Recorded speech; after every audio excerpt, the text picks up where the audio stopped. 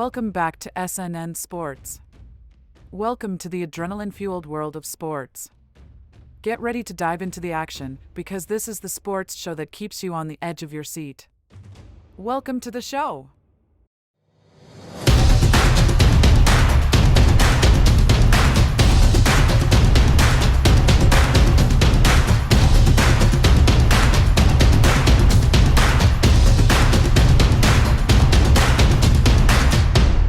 Clark set out to turn Iowa into a winner. She redefined women's college hoops along the way.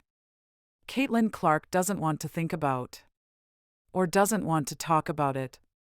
That will come later. Probably much later. Yes, the Iowa star sees the packed stands. Here's the pop in the crowd whenever she drops in another three-pointer from the logo. Senses the throng of media around her. Doesn't need to be reminded that her name has been trending pretty much everywhere over 4 months that have transformed her life and, in some ways, her sport. The reality is the leading all-time scorer in NCAA Division I history envisioned some of this. A year ago, after a painful loss to LSU in the national title game, Clark's lone focus was finding a way back. One paradigm-shifting season later, that moment is here. Clark will walk onto the floor at Rocket Mortgage Fieldhouse on Sunday afternoon with a chance to check off one final box on her otherwise glittering resume when the Hawkeyes face unbeaten South Carolina in the last game of her singular collegiate career. It's a lot to think about. Yet Clark is adamant that regardless of the result, she doesn't want the scoreboard to define her. Yes, she's focused on winning, but the 22-year-old says what has happened over the last 4 seasons goes far beyond anything she's accomplished on the court. I don't want my legacy to be, oh, Caitlin won X amount of games or Caitlin scored X amount of points, Clark said. I hope it's what I was able to do for the game of women's basketball. I hope it is the young boys and young girls that are inspired to play this sport or dream to do whatever they want to do in their lives. The evidence has been everywhere this weekend. The arena was nearly full when Clark's now iconic number 22 made its way onto the floor for Iowa's open practice on Saturday. Jogging out to meet her teammates in a black jersey, shorts, and socks, she casually sank a three-pointer from the wing the first time she touched the ball, a splash through the net that was met with an audible volume spike. It was that way over the course of 50 mostly informal minutes. The cameras in the arena never wandered too far. The crowd never really went silent. It never really does when Clark is involved. It's been that way for more than a year. She has navigated it all with an uncommon polish, welcoming the spotlight if only because it gives her the power to point it in whatever direction she chooses. Clark doesn't view herself as a one-of-one but a part of a burgeoning ecosystem within women's sports. Sure, a record 14.2 million tuned in to watch Iowa's win over UConn on Friday night. She doesn't view it as a one-off. I think you see it across the board, whether it's softball, whether it's gymnastics, volleyball, Clark said. People want to watch. It's just when they're given the opportunity, the research and the facts show that people love it. And they love Clark in particular, a full-circle moment for Clark she never saw coming. As a kid, she remembers being part of the Jimmermania that surrounded former BYU sharpshooter Jimmer Fredette. Now she's the one with kids in the stands wearing t-shirts in her likeness. She's the one who has created a fiefdom of sorts, selling out basketball games wherever she laces up her black and yellow Nikes. It's all a bit strange, if only because this was never her intention. Growing up, she dreamed of helping Iowa chase down the women's basketball powers that be. Now she and the Hawkeyes have elbowed their way among the sport's elite. That was always the goal, not all that has surprisingly come with it, the commercials, the name drops from hoops royalty like LeBron James and Steph Curry, and the way she's helped make women's basketball accessible to an audience that long considered it an afterthought if it considered it at all. It can be dizzying. She has tried, however, to keep it in perspective, stressing whenever she can that this thing, whatever it is hardly just about her. It's about those who came before and those who will come after. As Clark and the Hawkeyes went through a walkthrough that doubled as a celebration for how far they've come, a young girl held a sign that said, "I used to play soccer, now I hoop." She's hardly alone. I genuinely believe every time that Caitlin breaks a record or comes off a game, there are thousands of boys and girls out shooting and wanting to be 22, Iowa coach Lisa Bletter said. Thousands. The original is ready to cede the stage, at least at this level, to others. It's a moment Clark knows is coming, even though she's made it a point to not get ahead of herself. Getting too caught up in the lastness of everything would take too much energy from the task at hand. Once the buzzer hits 0, whether we win or whether we lose, I'll definitely be hit with a wave of emotion, especially over the course of the next week, as things kind of change in my life quite a bit, she said.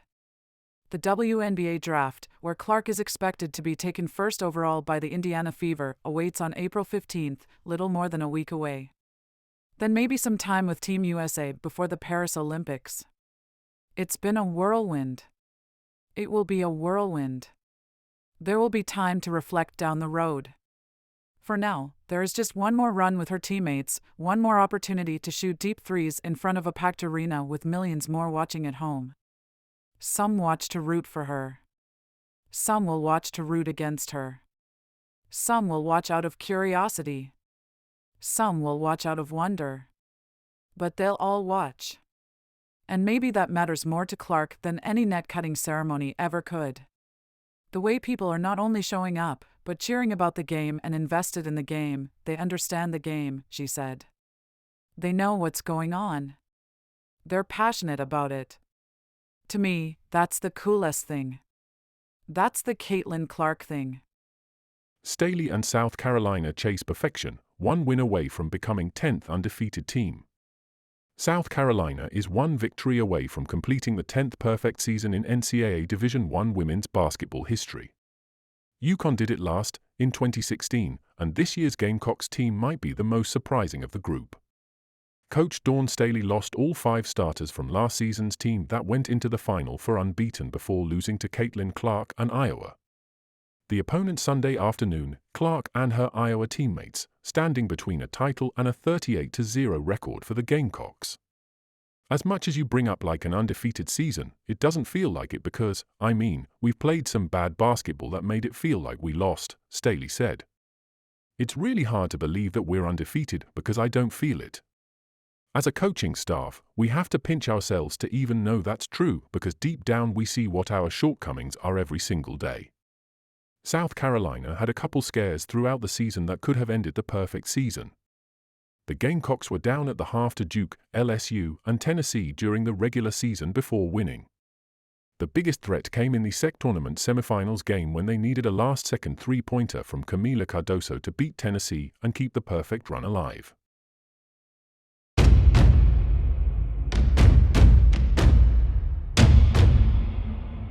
Patriots and Kyle Dugger agree to a 4-year deal worth up to $66 million, AP source says. The Patriots are re-signing safety Kyle Dugger to a 4-year contract, a person with knowledge of the situation told the Associated Press on Sunday.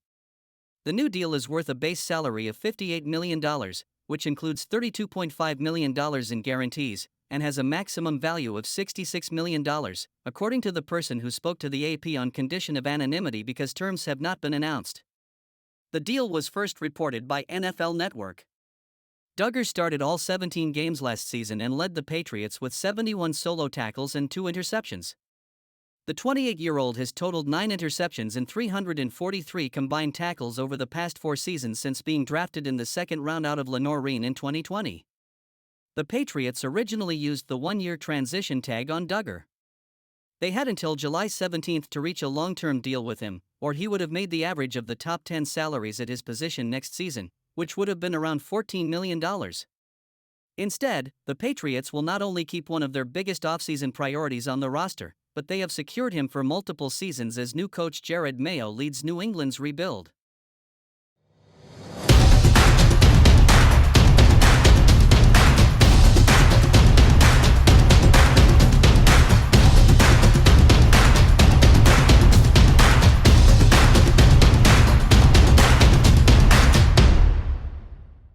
Murray's return sparks Nuggets to 142-110 win over Hawks as Denver moves into first place in West.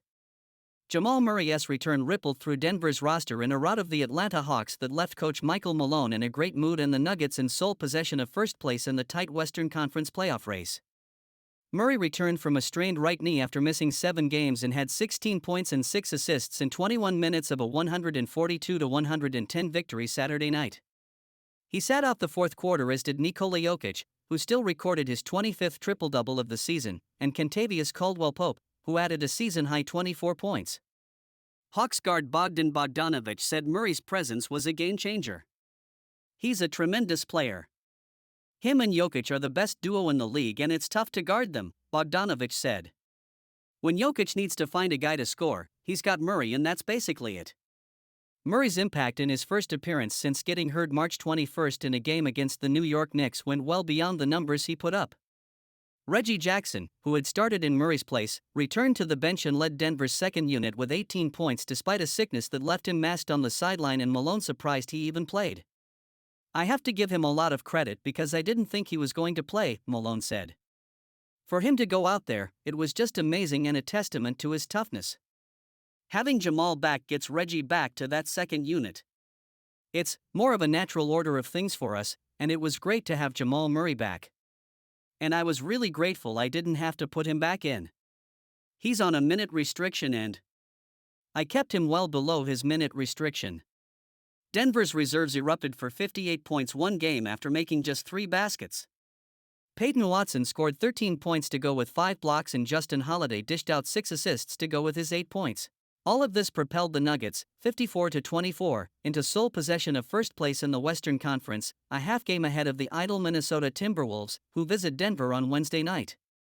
Clint Capella led Atlanta with 19 points. The showdown between the Wolves and Nuggets could decide the top seed in the West, although Oklahoma City is just a game back. Malone has insisted he's more concerned with his team's health than its seeding, as evidenced by his not rushing Murray back into the lineup despite a 4-3 record in his absence, but Denver did partly the number 1 seed a year ago into a 10-1 home record in the playoffs on its way to winning the franchise's first NBA championship. "Of course it matters," Murray said. "It's the number 1 seed. You get the home court advantage for the whole playoffs." Jokic had 19 points, 14 boards, and 11 assists. Michael Porter Jr. added 20 points for the Nuggets, who sank 23 three-pointers and dished out a season-best 38 assists despite Aaron Gordon sitting out with a sore right foot. "It was a good win," Malone said, adding, "I can't say enough good things about our bench tonight. 58 bench points, and Nikola, oh yeah, he gets another triple-double."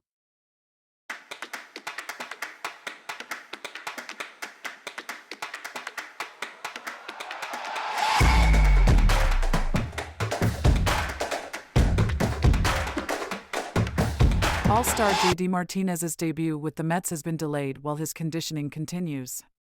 All-star JD Martinez's debut with the New York Mets will be delayed as the veteran continues to ramp up physically after signing late in spring training, manager Carlos Mendoza said Sunday. "We're not going to see him in a while," Mendoza said. "He's going to stay down in Port St. Lucie and get more at-bats. He's feeling it. We knew he was going to need a lot of time. Not only with the timing and the mechanics, but overall with his body." Mendoza said Martinez will take a couple days off before playing again, most likely on Tuesday.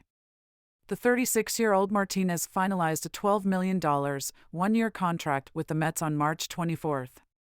He stayed in Florida at the start of the season for conditioning and went 1 for 8 with a walk in 2 games this past weekend at Single A Port St. Lucie. In 113 games last season with the Dodgers, Martinez hit .271 with 33 home runs and 103 RBIs. He could provide a boost for a Mets offense that has sputtered this season. The 33 home runs were his most since 2019, and his OPS of .893 represented his highest since that year. Mendoza said Martinez could get some reps in the outfield at some point this season, but for now he'll remain a designated hitter. Martinez had hoped he would need only 15 days to be ready to join the Mets. Mendoza likened Martinez's physical condition to what position players experience in the second week of spring training. "We'll be flexible and we'll listen to him," Mendoza said. "It's him telling us how he's responding. It's just fluid between the two sides. That's the fine line we're dealing with here. The last thing you want to do is rush him." Mendoza got a $2.5 million signing bonus, $2 million this year, and $7.5 million in deferred money, payable in $1.5 million installments each January 15 from 2034 to 38.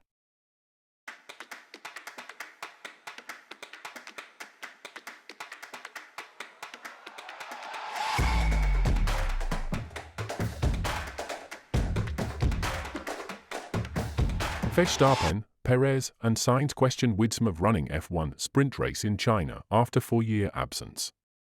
Formula One returns to Shanghai in 2 weeks for the Chinese Grand Prix. Drivers like the track, but raised questions on Sunday about a feature of the race weekend, the F1 sprint race. The sprint is a shorter race, run on Saturday before the Sunday race, with 6 of them scattered over the 2024 season. Having the sprint cuts out practice time, which is the chief worry of most drivers. The top 3 finishers on Sunday in the Japanese GP questioned holding a sprint in China, a track that has not held an F1 race since 2019. 4 races were cancelled because of the COVID-19 pandemic. I think China as a race circuit is a great one, Carlos Sainz of Ferrari said. I think it's one of our favorite ones. It's just a great racing track. And then he added, I think it's not a good choice to put the sprint there after a 4 or 5 years absence. We also heard there is resurfacing going on. Sergio Perez of Red Bull echoed Sainz. I just hope there are no issues with the track. Perez said. Any drain holes, any issues like that will put us out of sync. But I think for the show, probably, it's a good thing. But I think from the preparation side it's going to be definitely one that is going to be really hard. Max Verstappen, who won on Sunday in Japan, suggested the weekend will be quite hectic because of the sprint and the long absence from Shanghai. We haven't been there in a while, only 1 practice session to get into it again. So I think it will be quite interesting. Verstappen then got more to the point. I think it's not great, he added. When you have been away from a track for quite a while, you never know what you're going to experience. It would have been better to have a normal race weekend. Thank you for tuning into SNN Sports, your premier source for all things sports. Join us again for more highlights, analysis, and updates from the world of sports. Until next time, stay active, stay engaged, and keep cheering for your favorite teams. This is SNN Sports, signing off.